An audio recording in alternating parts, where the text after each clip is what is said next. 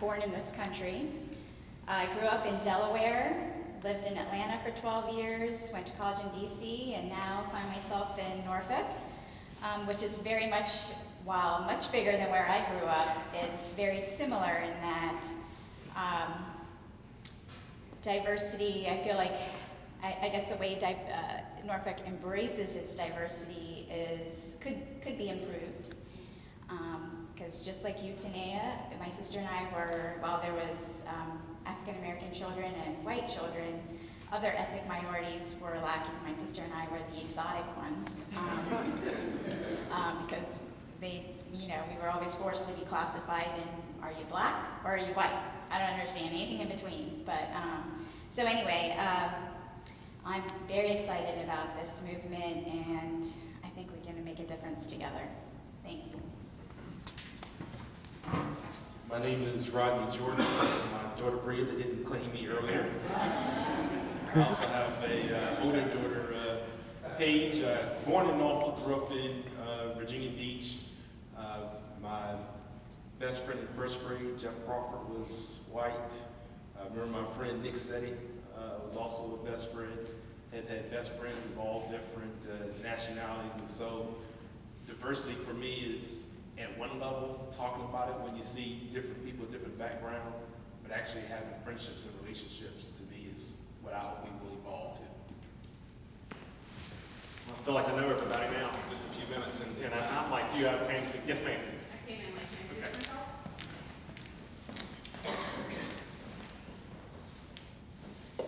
Good morning, I'm Yasmin Cooper. I used to work for Norfolk Public Schools. I live in Park Place. Currently, I work for the Norfolk Federation of Teachers.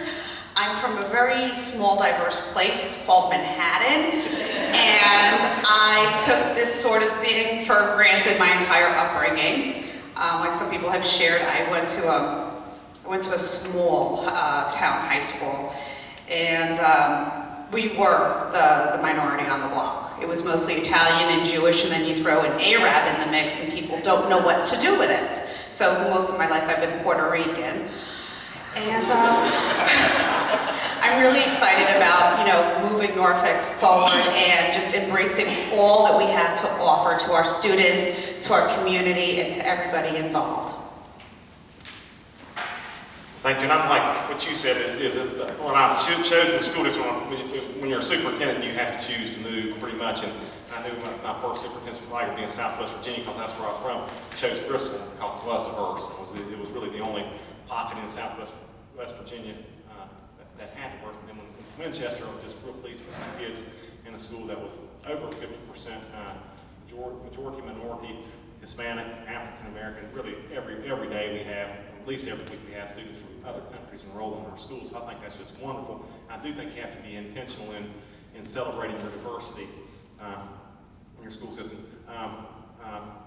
For the last, before I get started with some specifics here, I have to say that I have Karen Sanzo and folks at Old Dominion would be upset if I came down to Norfolk and didn't say that I've taught for Old Dominion University for 5 years, and I've taught school law for them and worked with them real hand in hand for a number of years, and I always enjoy coming to Norfolk and seeing my colleagues like Rodney and the folks at Old Dominion. For the last few years, or for the last few months, Rodney and I have been chairing the Virginia School Board Association Challenge School Task Force, and now I think we've done great work. I mean, I think we have changed the dialogue for a large part in the Commonwealth. I am disappointed that there still lacks legislation, significant legislation from our work. I think our work is progressive and cutting edge, and we're doing some great things. I think maybe it just takes time to get traction on our work. I also think that there's still in the never ceasing world of public education reform, we always think about ways to punish our schools instead of ways to really dig in and help. And instead of investing in ways to help, we continue to invest in things like SOL innovation committees and those kinds of things. So Ronnie and I, when we started this, first we said we're going to chair this committee, that we would talk about anything and everything from issues of poverty to race to anything else. And the second thing is that we were going to have the courage to move beyond just assessment and have real practical answers to solutions. So Ronnie and I have worked for 18 months. We've had one-on-ones with the governor. We've worked with the Secretary of Education. We did a summit in Richmond in December. I'm just so proud that we it was our dream, Ronnie and I on our committee's dream. Really felt like we made some traction. I hope that we can keep it moving along. Ronnie and I will be presenting this summer at the national conference with Gina Patterson and Virginia School Board. So we were the keynote at the CUBE conference this summer in Savannah. We're really proud of all the work we've done. And we hope that every chance we have, we can continue this dialogue and push it along. So Ronnie and I, in our committee, the Virginia School Board Association task force on challenge schools, we've done work, and this is some of the things, and please stop and ask questions. Again, I'm a teacher more than anything else, so if you have questions, please stop and raise your hand and ask. We had several domains that we looked at as far as improving our public schools, especially in our most challenging environments. So we said, what is our most challenging environments? And then in general, we said it was schools with over 50% poverty. Of course, this school doesn't have that, but a lot of your schools, most of your schools in Norfolk do have that.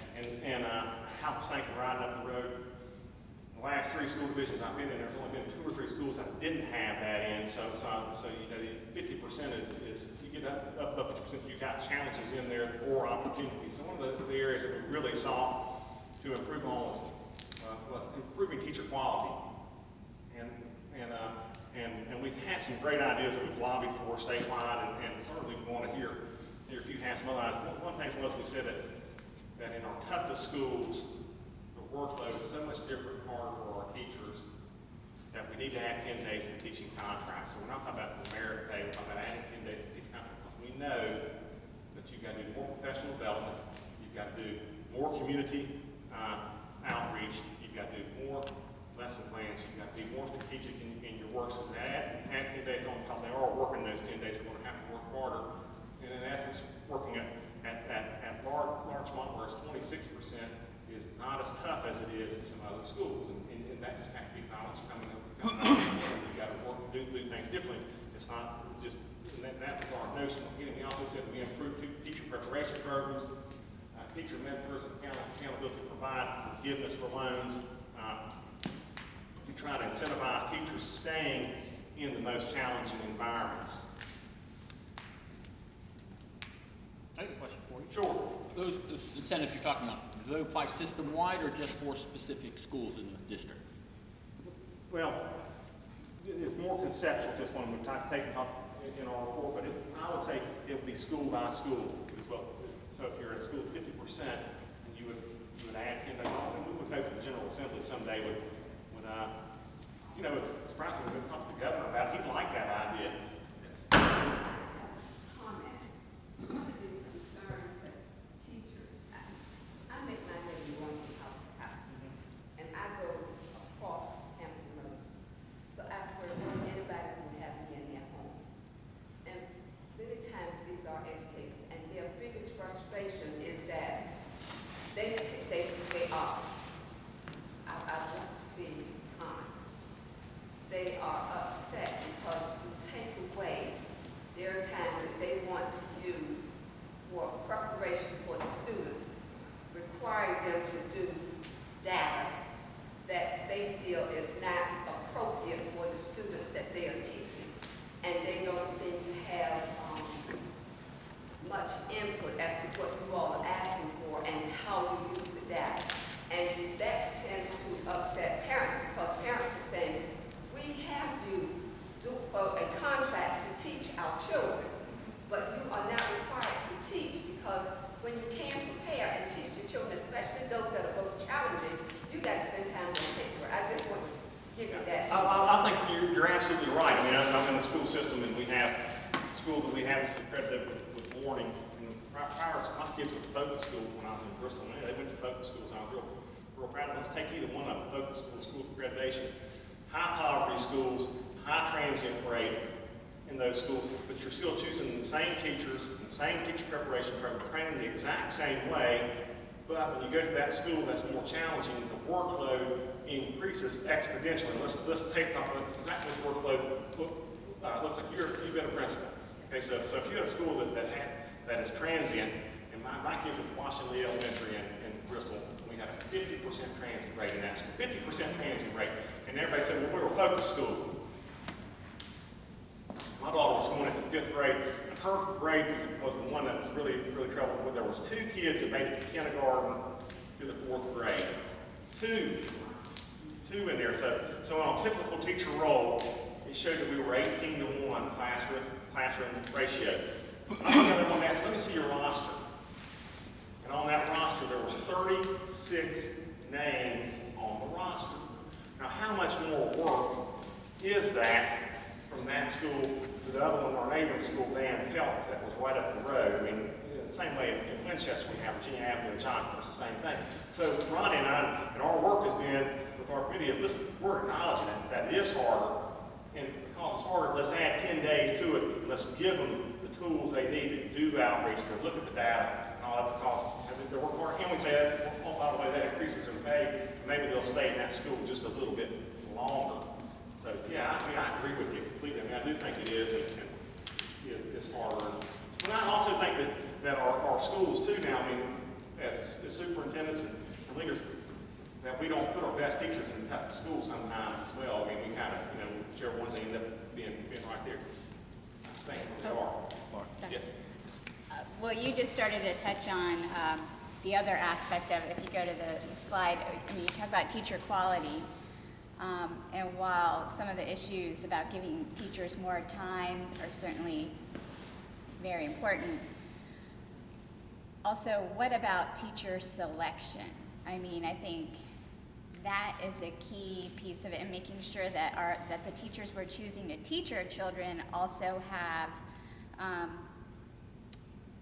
not only the care in their hearts for all students, but the high expectations for all students, that all students can learn and achieve, I think is an issue for a subgroup as well. And I know some districts who are transforming their schools are also making sure that they have that pool of teachers to start with.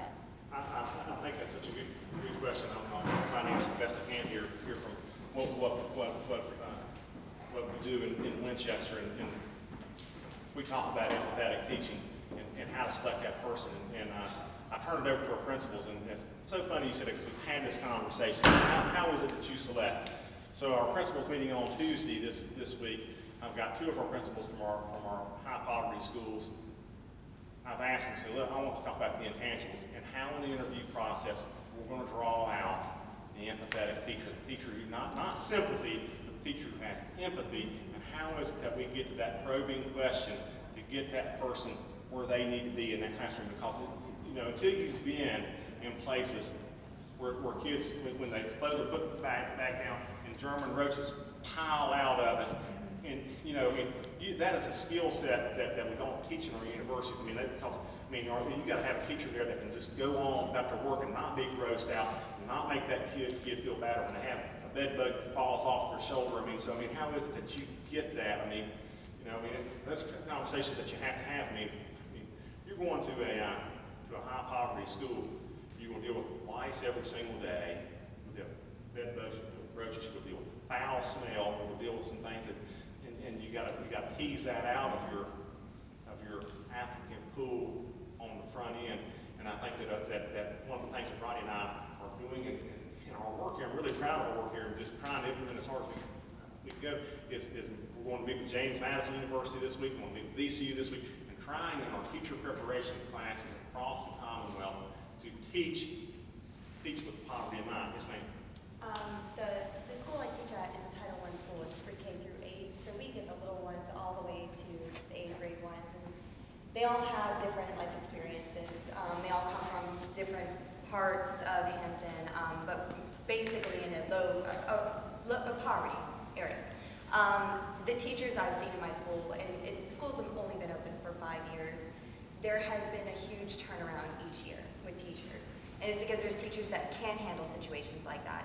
But then there's those few that do stay, that still have those high expectations for a student and what a student should be, and don't have that empathy, and don't understand or try to think about where that student's coming from, and that they expect a student to be a certain way because we as individuals have been raised differently from them, or we've been raised up the same way. It takes, and with that, the reason why I was thinking about this is working with teachers that have that empathy. It makes a teacher environment a lot easier to work in, and they all want to help the student. And then you have the teachers that there are certain schools that they fit in and certain schools that they don't because of that empathy, and finding that right teacher for the right school is the best thing to do. But those teachers that do stick around and they don't turn over to another school or find their position in a school that holds up to their expectations or whatever. Working with teachers like that kind of put a block onto the inspirations or aspirations that you have for these kids. There's negativity, and so that teacher selection is really important. And I'm because I've seen it. Thankfully, I have a really good group I work with, and I think it's because of the environment that we teach in, and the love that we have for our students. But I think that's a really important one. Is not saying that there's bad teachers out there. It's just there's teachers for certain areas, and tolerating those different things from those students, and how they speak or how they come into school or wearing the same clothes, 3 times a week because they only have something to transition between every other day. But yeah, I just wanted to mention that because it helps the teacher environment just as well as the student environment and what we can do for the students and help them be raised right. We're talking, the first slide that we see is improve teacher quality. And I was just trying to look at the committee's purpose and focus, because I think we should consider that we shouldn't start with teacher quality. What she was describing to you is a systemic issue that could be, because you can go to it for both. You can start with the teacher, or you can start with, the laws of the land that have created challenging schools because the standards are so high. And then obviously you throw in the factors of socioeconomics. But I think we should consider, if I was presenting this, I wouldn't present teachers first. I believe teachers are the center of gravity for what happens. But they're not the cause of I agree with you. the challenges in challenging schools, and the perception here may be that we're starting with teachers, so we're starting with the problem. So I want to be careful with that. Let me just make a couple comments. I agree. Simply alphabetical. And I got a slide here, and I'll just skip to it right now. I'll get both of you. It goes back to one thing. It goes back to 1954, Brown Books for Education, right? 61 years later, this spring, we celebrate Brown Books for Education. It was a 9-0 vote. Thurgood Marshall takes it down. What did Thurgood Marshall present? What did Chief Justice Earl say? He said separate but equal was inherently unequal. Separate equals inherently unequal. So when you look at your schools here, this school achieved really, really well. But Lindenwood, is that the one that faces accreditation?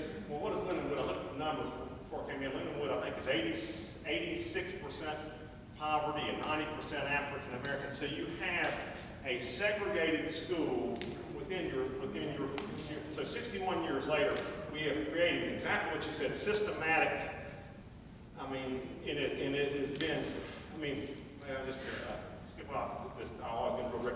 I think some of it's been intentional. I mean, I don't know how else you can look at it and see it not being somewhat intentional across the country when you've seen the resegregation of public schools. Our schools are the most segregated they've been across the country since 1954, 1963. And I'll say this, and I have my notes here, and I spoke to the VA. Shame on the Commonwealth, shame on every community, shame on all of them for letting that happen. That is just absolutely absurd. And if you want to get down to the root cause of it, that's as much of it as anything else. So forth. And I want to talk to you about the diversity and how as far as we were talking about the diversity issues, and we had our principals and our administrators come in a month ago before we did our diversity video and did it. We trained those folks as well and on diversity, except we used the students to help train them. The students came in, they led the diversity circles because they can talk from the student perspectives, and they led our principals on what we call a privilege walk, where we look at the diversity amongst people in our schools. So anyway, I think that you do have to change this, but I do think it's systematic. Somebody else had a question as well. Well, mine was about concentrated poverty, and I'm not sure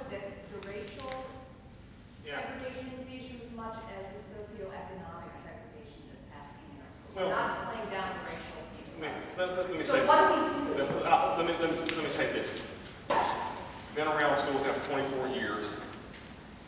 In Virginia, the color of poverty is mostly black and brown today. I mean, I've been in the western half of the state, and I'm embarrassed to say this, that in 5 school divisions, that the number of African American families that I've worked with that are not in poverty, I can probably put on 2 hands. And I've never been in a school system that was less than 10%. And that is the color of what we have. But So how do we deal with it? It's not the resources. I think there's a lot of things a on lot of that. problems. And I'm going to go back to Rodney and I work that has really inspired me. We're going through redistricting in Winchester today. We're going through it, and I'm determined to get it. It's going to be on the table, and it's going to be controversial, and it's going to make the news, and we're going to talk about it. We have 4 elementary schools, and one of them is John Kerr Elementary School. John Kerr is a great school. It is a wonderful school. It is 40% free and reduced lunch, and it serves the most affluent area, one of the most affluent areas in that Northern Virginia area. I mean, it just, and the scores are great. They're just knocking out the ballpark. 1.5 miles across, we have P Avenue is 80%, and a quarter of a mile across the street is Royal Falls, which is 85%. And we're going to absolutely be intentional in our redistricting. We have 2 plans that are going to come out of it, and they're going to try to mitigate some of them, try to get them our division-wide poverty rate is about 60%. Yours is 70 here in Norfolk, so ours is about 60. And I think I can get through one plan, I can even it all the way out. I can even it all the way out, but that's grade level configuration, K2, 3-4, K2, 3-4, North City, South City. And the other one is making even a 9-3 and having one that is higher, drives up numbers a little bit, that 85%, again, dumping all the resources in that and turn into some kind of special program to try to get kids from the other one. But we're going to have the conversation, and I'm going to credit Rodney Jordan for bringing that conversation to me. Because I've always, how do you do this? And what do you do? So you got to have the courage to do it. And I commend our board and Winchester doing that. That's the conversation you got to have. You got to be intentional. And you think your community will come to the table and support that? I hope so. I think one of the problems you get into with all that is your community come to the table is that you, it is hard. I mean, even this diversity video and our diversity work and all that kind of stuff. I've had somebody come to school board and say, I can't believe you did this. You're a socialist. And I said, we're talking about diversity. I do grades for them, and I actually wish I was 2 years program. 2 years from now, I'll be year 26. I'll have 4 years left. My superintendent says say anything at that time. but I think you just got to talk about it, talk about it, and I also think you have to have courage to talk about what Connie and I talk about, our committee talk about, is equity off. Make sure that you do have equity amongst your schools when you look at your budget, how you staff the schools and so forth.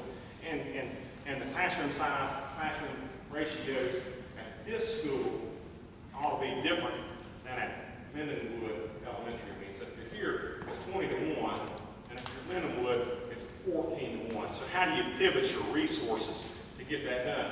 And it's even to the point of looking at PTOs, after-school programs, summer school programs, and all those kind of things. I call it equity all. You said something about the budget. Yeah, you have these schools in Norfolk that are socially and economically challenged because of the students' parents, et cetera, whatever. What does that, in my perspective, what does that have to do with the school? Because if there is a school budget, if all schools should be getting an equal amount of money, the school should have these things, but it doesn't happen that way. So, we always say it's a socially, economically challenged school, but that's because of the parent situation, but there is a budget. Yeah, but I want to say a couple things about that. Is that Hey, Mark, yes. you always pick on Petersburg, so use Petersburg. Okay.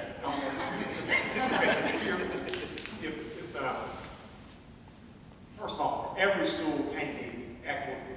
equal as far as money and resources given to them. I mean, it can't be equal. Those who need more need more. Okay, I'll say it again. Those who need more need more. And I think about it like from a special education student. Okay, you invest more money to get them where they're going to need to go because they have disabilities. Well, if you're in an economically challenging school, they have more challenges that are present. You've got to pivot resources. That's what there are some funding mechanisms to help you there. So I do think that the equity is you've got to pivot in your resources to get there. Now, as far as being socially isolated and all that kind of stuff, I think you can look. I've got the numbers here if we have time. I mean, it doesn't make any difference how you look when you measure it. Is students in poverty across the Commonwealth achieve 25 points below almost every single test score. So as the poverty rate goes up in your schools, your scores go down.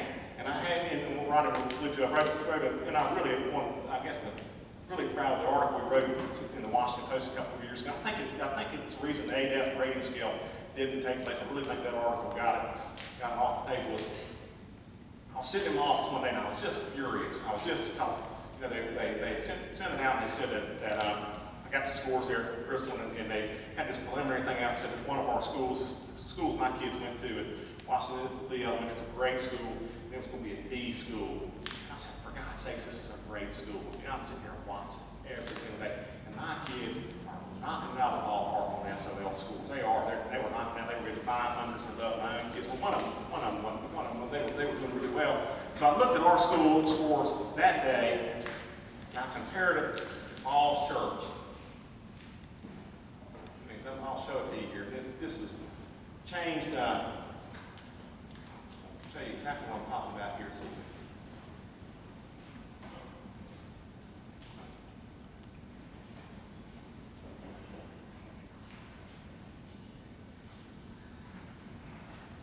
Sitting in my office one day and I said, okay, here's Falls Church and here's Bristol. We're the same size school division. Same size. Here's Falls Church. Falls Church, any of you ever been to Falls Church before? One of the most beautiful places on earth. Just really, really well. Their free and reduced rate was 70%. They had 50 students in poverty in the entire school division. Okay? When I was in Bristol, we were the exact same school division, small school divisions. And so I said, okay, let me look at our schools in Falls Church. I know we're doing well.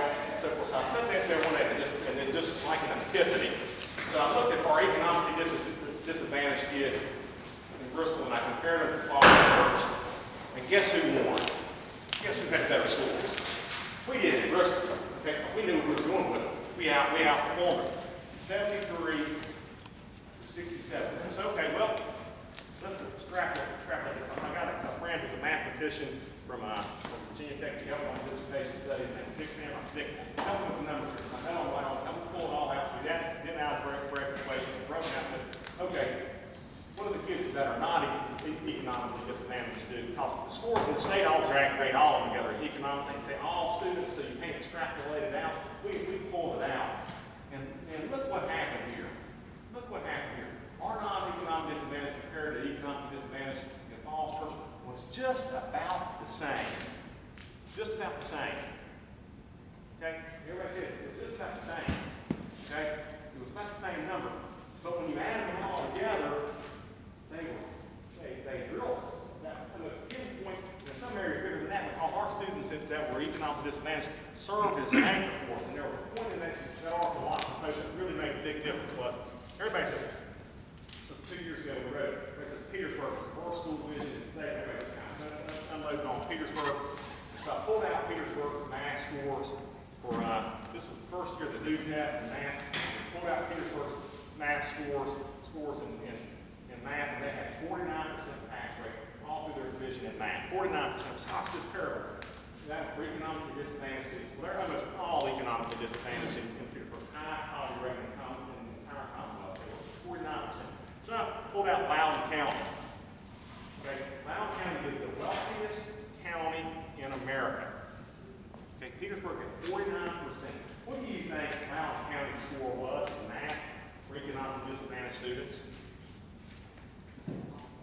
51%. They were 2% above Petersburg, and everybody's talking about, and to this day, the governor, everybody says, Petersburg, what they're not doing. Well, Loudoun County's doing no better. opposites. As a matter of fact, I would say if you pulled out high poverty minority kids, Petersburg was doing better. Okay? So that is a discrepancy. So I think that educating how to improve, though, you've got to get your students in poverty to perform better. How much time do I have, Ron? Yes. I'm a substitute teacher, so I go to different schools. And I noticed like at Lindenwood, the supplies and things they do not have compared to other schools. And that it's amazing that some students, they're so motivated on automating on the computer that they do not know how to write. And their writing skills are awful, and you have to get another student to translate their writing because they're so used to getting on achieve 3,000 or I this and that. And we have to learn to go back to the simple things. I was raised in Huntington. In the school I was raised was like Carey Elementary. And our teachers taught us. They taught us very well, and it was a predominantly black school. When they started busing, they bused us over to Northview, which all of us got along. And somewhere along the way, when they stopped the busing, which many years ago, they stopped busing up at elementary schools, and it just went, things just went down. There's a couple of things that she said. One of them was PTOs and supplies, and also about equity auditing. And if you audit your schools, I'm not talking about a monitoring, I'm talking about auditing based on potential disparities. One of the areas that you really got to look at is your PTOs. And in your schools that are high poverty schools, like if you, like Virginia Avenue in Winchester is 86%. Well, your 14% is where your money is coming from your PTO. Okay, so how much money are they going to have? Okay, whereas John Kerr is at 40%, you've got 60% dumping money into the PTO. So then you've got to figure out how do you get your resources to it for such things as school supplies or even after school programs and all that. You're pivoting. And the second thing you talk about is technology. And Ronnie and I have this in our course. So I'm in Winchester, and I haven't been there long. We have a forum just like this for our ELL population, fastest growing ELL population in the entire world. Most beautiful Hispanic kids you've ever seen. They're eager. They're sitting on their edge of the desk. They want to learn. Families are coming. We have interpreters everywhere we go. And so I asked them, I said, how many of you have access to technology? Families have. It was that size of this, 25 families in there. One family raised their hand. One raised their hand. Now let's be real clear what we have, the challenges that we face, and why we got to lobby the Virginia General Assembly so hard. Every single test that we give, every single assessment that we give is on the computer. Okay? And then, if you're in Winchester, you have kids that come to you that are Hispanic. They don't speak Spanish well, they don't speak English well, and they don't have access to technology. Yet, we're going to say, well, you didn't do well on your test, and you're going to face accreditation sanctions. So then we further, we talk about systematic, that's how the schools get further segregated, because now we say, well, G Avenue's not as good as John Kerr. Well, it's just as good a school, maybe even a better school, we're probably working harder, maybe even having more growth, but the challenges are just greater, and we're not really doing anything to get it. So that, yeah, I think you got to get technology in every kid's hands. Yes. So one of the drives me crazy about this conversation is that we let test scores drive this conversation. And why don't we have the bravery to stand up and say, screw your minimum competency assessments of our schools, and let's actually look at what's going on in the classroom. Yeah, I mean, Ronnie and I refused. We refused, and I'll give Ronnie and I credit in our group. We did the summit on challenge schools, and the governor's also they wanted to come on board with us and be our partners with us. They want to talk about assessment. And Ronnie said, if y'all talk about assessment, y'all do the summit. We're not doing assessment. We are over. We've invested in the wrong end of public education. I'm from Southwest Virginia. I've already said that, and I always say this. And how many times do you need to weigh the pig? Right. And we keep on weighing it, and it keeps on telling the same thing that our high poverty students don't do as well. And the test scores measure how that. So anyway, I do think if I was telling you how to look at the accurate way to assess schools, I would look at Diane Ravitch. Everybody knows who Diane Ravitch is, and I would look at how she says to evaluate your schools. Talk about your art programs. Talk about student involvement in schools. Talk about summer programs. Talk about all the creative things you can do. Because I'm going to tell you this: you can fix your schools all you want, as long as you have socially segregated schools.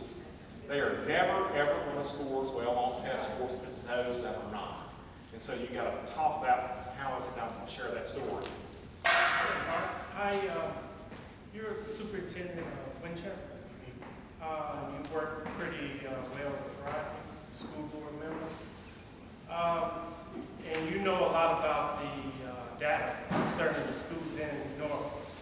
And I'm assuming that you're aware that the on-time graduation rate of black males is well below the national average. And the on-time graduation rate of white males is well below the national average.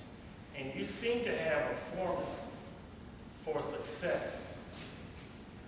Have you ever considered possibly tackling some of the problems we have here in Norfolk? Not trying to put you on the spot. I don't even know what that means, but pass on that. I think it was an interview process.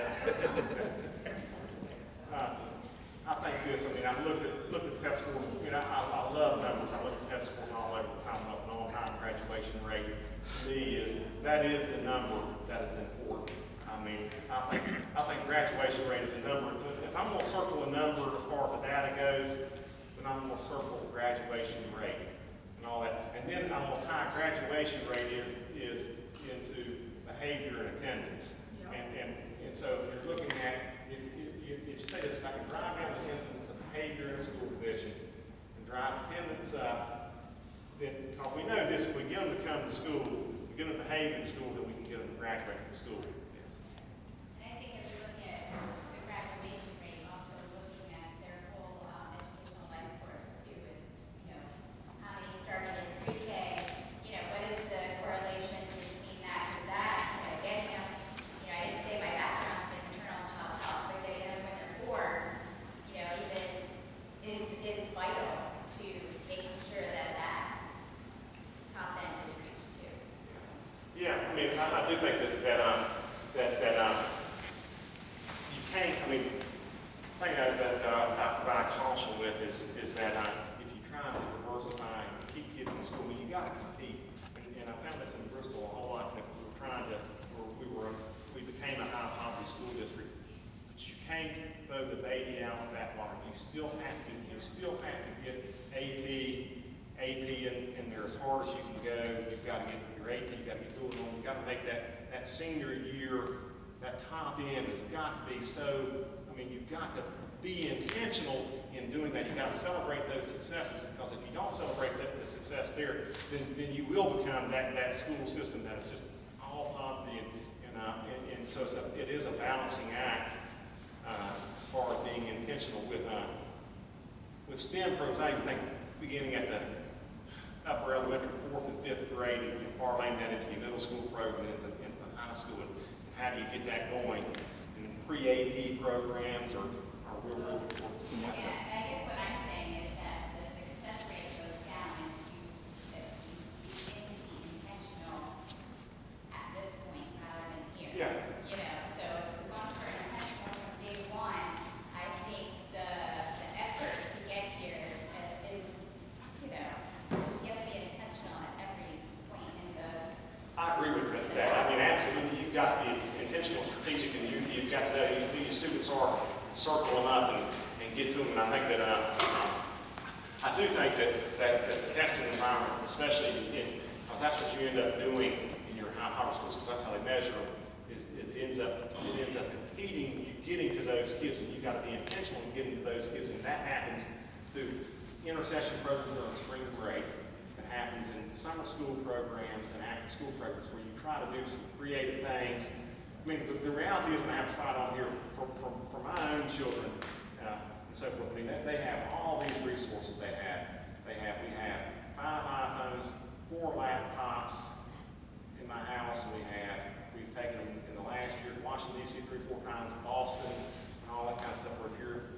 so they're naturally exposed to all these kinds of things. For the kids that are not naturally exposed to them, you have to be intentional in exposing them to opportunities for enriching activities. And I don't think that happens during the normal school day. I think you've got to be intentional in getting them outside of that. One of the things that's always sort of frustrated me, especially because Norfolk is, overall as a city, very diverse, the schools not nearly as much. You know, I think a lot gets siphoned off to private schools and everything else like that. I think one of the things I wish Norfolk would explore a little bit more to reintroducing more diversity within the communities is to be more creative in how they try to get people into school and helping, especially I'm thinking of early reading in kindergarten, first grade, second grade, when they really need when lots of students in the classes need a lot of help. And I wish they'd look out to parents in other sections of the city and put out requests. You could do some training to parents and grandparents that were willing to come into other schools that maybe aren't in their district. The Navy has so many opportunities and people that, from the ships that may be willing to come out and read. There's so many universities around of students that need their public service moments. But bring these people into schools so they can sit down with these kids and help deal with some of the additional reading problems, or taking the students and helping do some additional work on the side. But I think a city like this that struggles with putting funding into schools to bring in these extra help for teachers and everything else can look to the city to bring resources that are already out there in the community and make better use of what's available that maybe they haven't looked under rocks for. Can I kind of piggyback on that? Because I was going to ask you, kind of similar to that, you described redistricting scenario that you're considering, some experiences that you've had in other districts. So how can a proudly diverse caucus of citizens help to push through things that the data tells us we should be advocating? But whether it's a superintendent or whether it's coming from the community, how do we galvanize enough support to push something through, like an equity audit?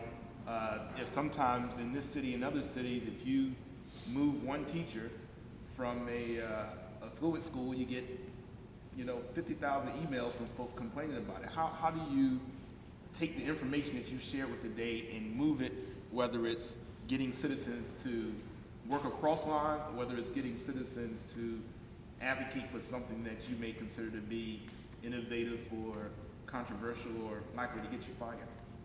Ron, I got to tell you, we did our diversity work in Winchester a couple weeks ago. After we did it the first time, went really well, but it's been controversial. And there was about 2 or 3 weeks. The high school principal and I are really good friends. And I didn't know it until I came there, but we kind of believe along the same things. We did a privilege walk at the high school, and we lined every single kid in the school, either grade, freshman, sophomore, juniors, and seniors. We did a privilege walk. And we asked questions. Take one step forward if you're going to be college educated. Okay? Take one step back if you've been on public assistance. Take one step forward if you're going to travel outside the country. Take one step back if you've never left the state of Virginia. Well, we had this range of kids out there. Well, who do you think was in the back in our school system? Who was in the back? Who was in the back? What's that? Yeah, black kids were in the back. Hispanic kids were in the back. White kids were up front. Well, who got upset about the exercise? The white families. The white families got upset. You know what they said? They said, well, you shamed us. You made us feel bad. So there's like 3 or 4 letters in the paper about it. And I got to admit, Ronnie, exactly what you're saying. I called my school board chair and I said, I regret doing it now. I said, this is such a wonderful thing, and I'm so proud of it. I said, I regret it. I said, I said, I apologize for us getting into that Winchester Star, which is they wrote an editorial, and they criticized the principal and I for doing this. And then, but as the weeks and months have passed, now it's almost 6 weeks ago, I read the New York Times about schools in New York that are talking about diversity beyond that. And so, Ronnie, I think you just got to, just have the courage to have the conversation and move it forward And an equity audit is, I think it gets into some tough issues that a community must look. I think you've got to acknowledge that there's difference from place to place. Yes, ma'am. Well, I'm very interested in sort of the redistribution of poverty, for helping to make our schools more equitable. And I'm wondering, instead of just redrawing the lines, are you actually working with housing authorities to actually move people? Yeah, Winchester is different. There is no public housing authority there, and it actually makes it more. In Bristol, we have public housing authority work hand in hand with them. But in Winchester, it's more difficult because we have just so many slum boarding. You know, we have all these houses that are $250 a room, and so you end up redistributing it is that way is not possible. I mean, I think we've got to be more intentional than that. I don't even know big school district how I think I see all different challenges. Yes, ma'am. To understand Winchester School District, I just had a couple questions. I wanted to know your graduation rate. Are your schools in Winchester accredited? Some of your schools economically and socially challenged? And do you have a large number of parent volunteers in your school? Yeah. Let me take you through my last experience. I've only been in Winchester for about a year. I've been in Bristol and Winchester. In Bristol, we had, both of them had 6 schools, all the schools in Winchester were twice as big as ours, twice the size of the school division in there. I've certainly had schools that are all out of accreditation, in and out of accreditation issues throughout the last 7 years that I've been in there. I don't think that you can get in high quality school systems you can have anything. Graduation rate in Bristol, that was the one we circled. We went from 79%, 88 or 89 cents, 88 or 89%. We were so happy that when we got over 85%, we were accredited. So happy that I thought we would bring a bottle of liquor out in the offices.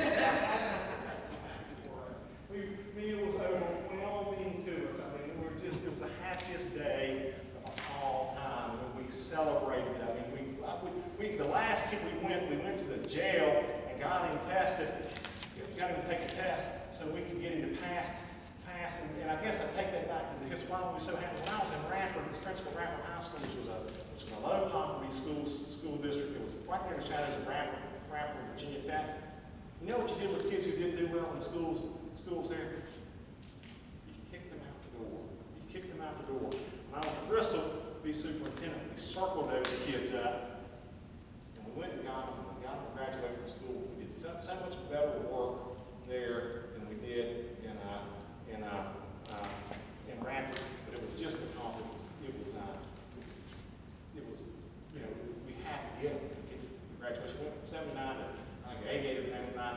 In Winchester, we're over 90%, but the African American male is the area where we lag and it's significantly greater, and that's the one we have circled right now. I'm interested in seeing what else you have to present. This presentation is provided to. He created that. That's his own. own. Okay. I thought this was. This is Well, we know some of our children, students, they drop out and they think they can get GED. They think they can get their GED much faster than the diploma. But when it comes going to the GED classes, they find out it's much harder. So, the GED, see, you only get 70 points for the GED now, I think even less than that. It's not even a percentage, it's an index. So, I've got 2 parts of the presentation. I don't know how much time I have, right? How much time do we have? I'd say about 15 minutes. 15 minutes.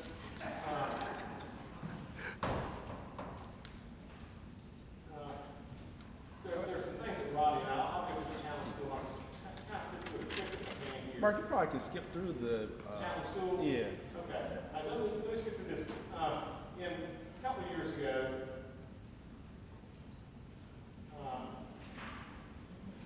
I've always been fascinated with educating educating students in poverty.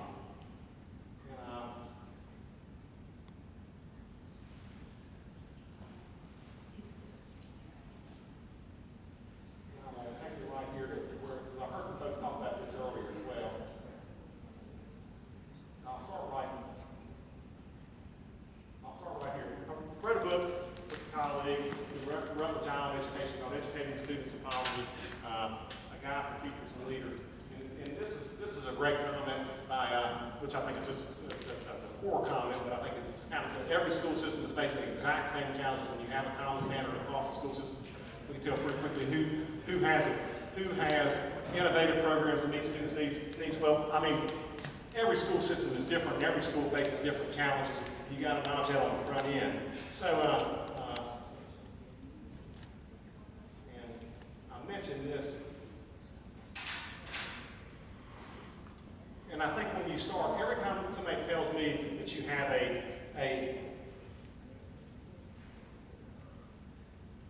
achievement gap, I want to substitute the word achievement gap with resource gap or opportunity gap. Okay? So I say achievement gap, opportunity gap, resource gap. Here's the difference. Students not in poverty, private tutoring, private. I have my oldest daughter's in 9th grade. She's been a struggling student forever. We've got her private tutoring forever. Forever.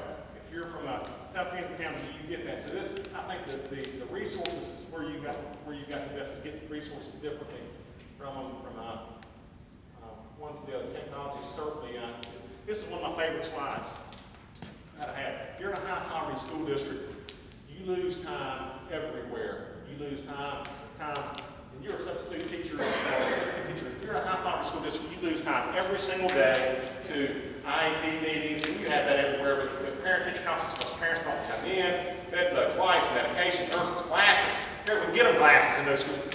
When do you get them glasses? That's during the school day, so you lose more time. You've got to get haircuts during the school day. I mean, these are things that basic needs that you provide them for attendance issues go up in high poverty schools, behavior incidents go up.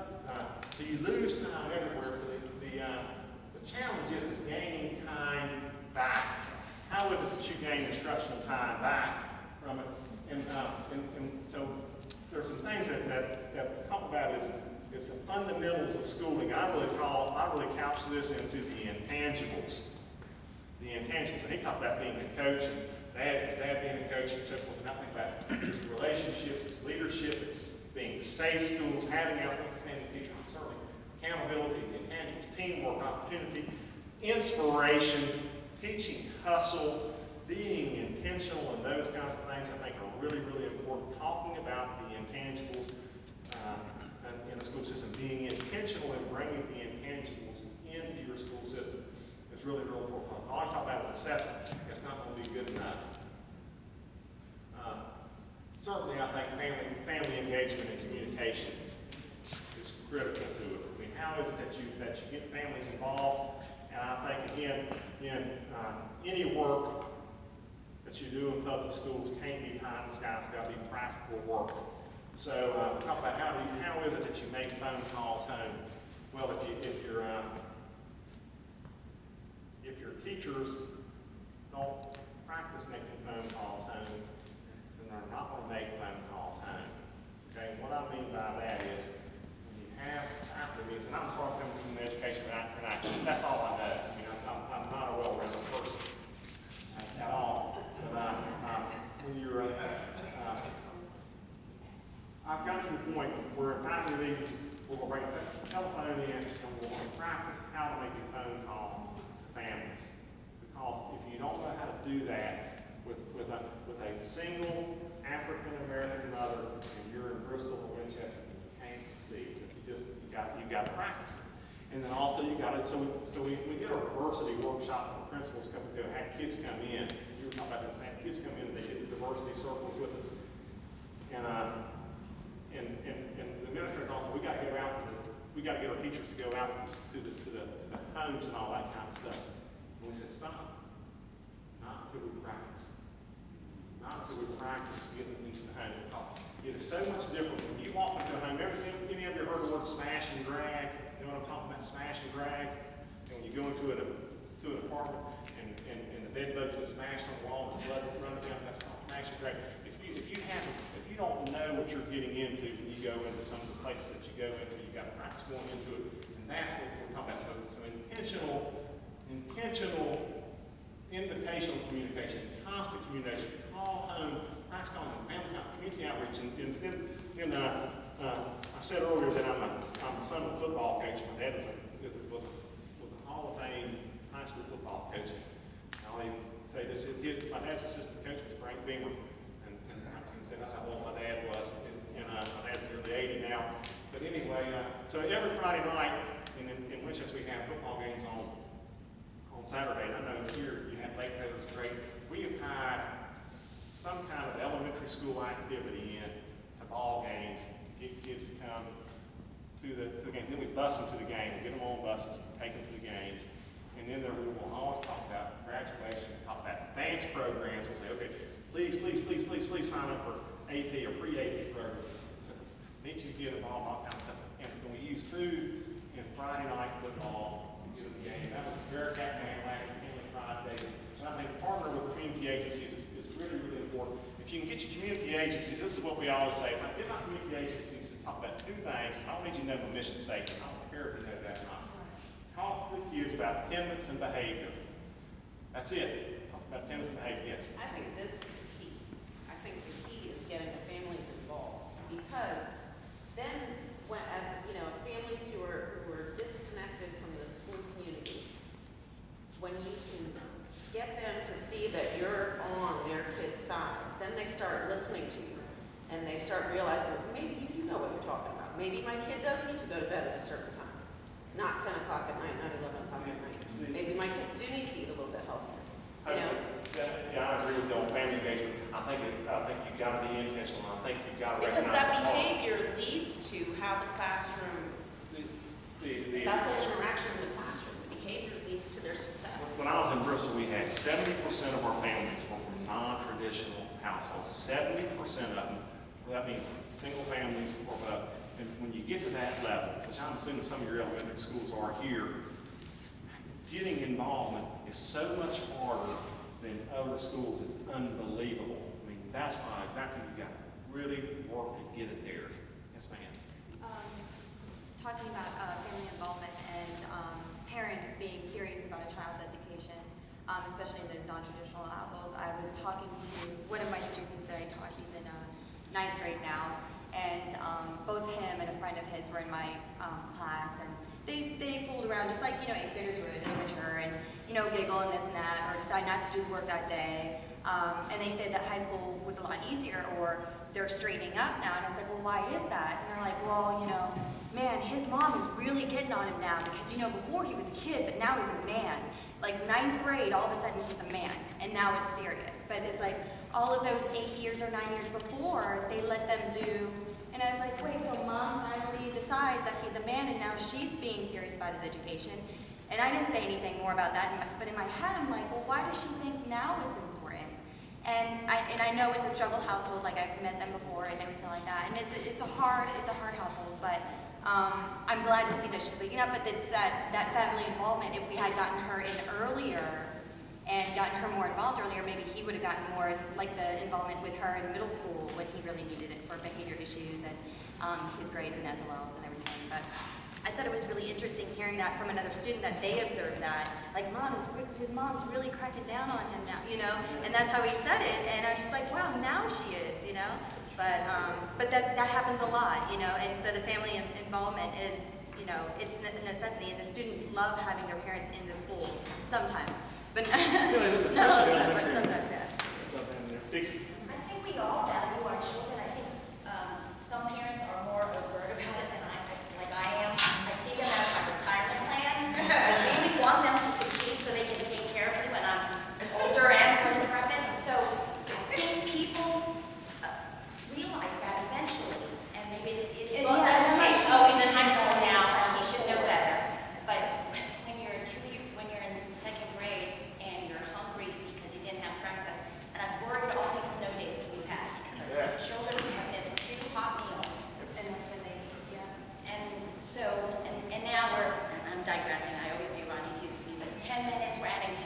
to the instructional day. I'd like to see that for the rest of the year, if that's going to make a difference, so that the children have the time for us to teach them how to think and not what to think. I want us to move beyond the assessments. I know the assessments are important, but all this high-stakes testing has damaged our focus on what we give our children who are our retirement plans. I mean, I really am. Well, and they're starting to lose value in the electives because all the core classes are being stressed upon. Like all those grades, so all these electives, they have no time to think creatively. Some of the students don't even want to join sports because they're grounded because they score so poorly. So they're not getting all that extra, and that's not being celebrated. There is no celebration because it's all testing. So. I want to call a couple other key points to that. Speaking of family involvement, can the school district say, okay, we need parents to volunteer just 1 hour? The school that my grandson goes to, it is mandatory. You are going to do something, but after you don't mind doing it, and everybody knows you, and your child loves seeing you there helping. I mean, if it's something from, hey, you're going to put these chairs up for a meeting today, it's doing something. Can school districts say, we need you, even if you're bringing in just supplies for a party because you got to work? Is it any way you can get parents who can't make it because they are working, still be a part of their child know that they're I don't know the answer to whether you can mandate or not. I do know this in our work that we've done with the VSBA. One of the things that we've really advocated for is for districts to adopt a policy on family engagement and make it organic in nature where you have the community develop that policy so it is intentional on getting kids in school and it is invitational. Because research shows when kids invite families to schools, then they have a better chance of coming to schools when the school invites them alone. A couple other key things that I think are real important, I'll be remiss if I didn't say, is preschool education is critical. Advocating for that. What should it look like? Everybody says, what should it look like? It ought to be conversational in nature. It ought to have adequate free play time. You ought to ban time out in preschool. If conversation is the problem in preschool, and kids have a lot of vocabulary, why in the world are we doing time out in preschool? I mean, it doesn't make sense to me that we have time out because they don't know enough words. Then when you misbehave, say, oh, well, be quiet and for an hour. So time out needs to be banned from there. There needs to be inquiry-based questions. Certainly instruction, talked about teachers earlier, great instruction, collaborative instructional technology, certainly don't want to dismiss that at all. I think we talked about time. I think extended school day programs are so important. Extended summer opportunities. Am I an advocate for year-round school? Yeah, probably I am, especially for certain kids. I don't think every kid needs to go to year-round school. I do think a lot of kids need to go to school. So I'm talking about balancing the calendar and keeping 100 out. I'm talking about going 210 days of school for some, because that's where you make up that time gap that they've lost from birth. They've lost it since birth from where they are and so forth. So I think that extended school days programs are so important. Harvard study that supports all that. Extended school year programs are so important. And I do think that it needs to be on, if you do summer programs and so forth, it's got to move beyond drill and kill. It's got to be enriching. It's got to be, that's where you do your field trips, and that's how you get kids involved. And just not remedial. All you do is remedial summer school. It's not going to work. They'll come in the summer if you feed them and you make it exciting. They will come into your program. They will come in, and the parents will love it. I've got a good video there, but I'm going to skip in on that extended school day. Intercession programs for the spring break. I'll skip that video there on it. Student behavior, I mean, have any of you ever read a book called Wonder? It's an amazing book. It's an amazing book about this kid named Alfie. He's got a facial deformity, he's got terrible disease. He said, well, I came to Bristol where our middle school was a disaster. And we had to fix our 68 flights in the first year, something like that. So we had to drive the behavior incidents now. And last year we was culminating after 3 years of work. We drove the incidents down, got it out of accreditation sanctions, and we ended up really having success at that middle school. And Wonder was the key book. Every kid got Wonder. We read Wonder all day long, every day. We were proactive in our stance on behavior. We said each referral counts 15 or 20 minutes. So with each referral that we drive down, how much instructional time do we save? So we're getting back to instructional time with it. So proactive discipline was and being positive. In Bristol, it was respect for all. In Winchester, we call it RQ, respectful, responsible relationships, and we teach behavior every single day. We want to teach behavior because we know if they behave, then we can get them to graduate. Yes. I'm just wondering about your discipline referrals went down. How did your teachers view it? Did they view that there was actually pushback on them, or did they actually embrace this positive? Well, let me do that. I'll take two. So my first year there in Bristol, we had 68 fights at the middle school. In Tough middle school, we had a lot of racial tension in the school. We had things taking place that really hurt the person. We had to fix it. We talked about, we looked at CAN, positive behavior intervention strategies, effective behavior strategies. Anything CAN doesn't work well. So we had a principal. He knew a lot about instruction, but he couldn't get it done because of behavior. And I'll give him credit. He took it all and it became again. We decided as a faculty what we could handle in the classroom, what were the referrals and so forth, what wasn't. We decided as a faculty, so forth. When we had the teachers own their discipline, and there was all we had was a magic referral to the principal's office. That doesn't work, and all they can do is suspend or put you in school suspension.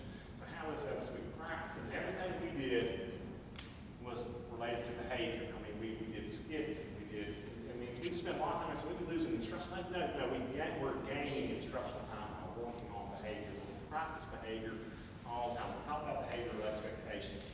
And we created a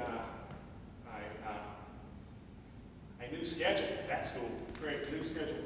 We looked at the data, and the data showed us a couple things. Our discipline was occurring in the cafeteria and hallway and our physical education class. So how did we fix it? We fixed the bell schedule. We just had pings all day long. Every 15 minutes we had a ping. And so we ended up, our 6th grade, 7th grade, and 8th grade never were in the hallway together at the same time. Ever. They never were in the hallway together. So we fixed that part of it. We had an extra PE teacher for physical education to fix that part of it. When we dispersed our lunches more, so we had through the cafeteria, the number was down, so it was all intentional. We had to get the faculty on board, and that was kind of the key part of it was getting them to buy into the behavior.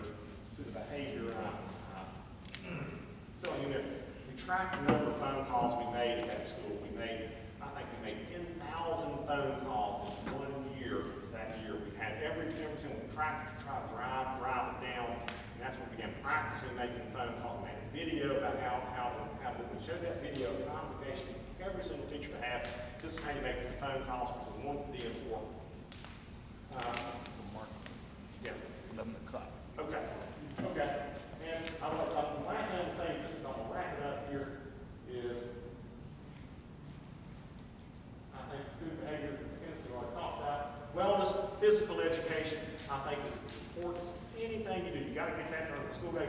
Get kids moving all day long. Some health behavior, you got to have good nutrition programs. And I think, I talked about earlier, wraparound services I know is really key. And anyway, I think your extracurricular activities, your fine arts and music and all that kind of stuff, making those really good as well are keys to getting those kids. Okay, anything else? Thank you. Thanks for having me. We did a lot of work on the presentation. We didn't go through very much. We kind of got distracted. Is there any way you can email the presentation so we can get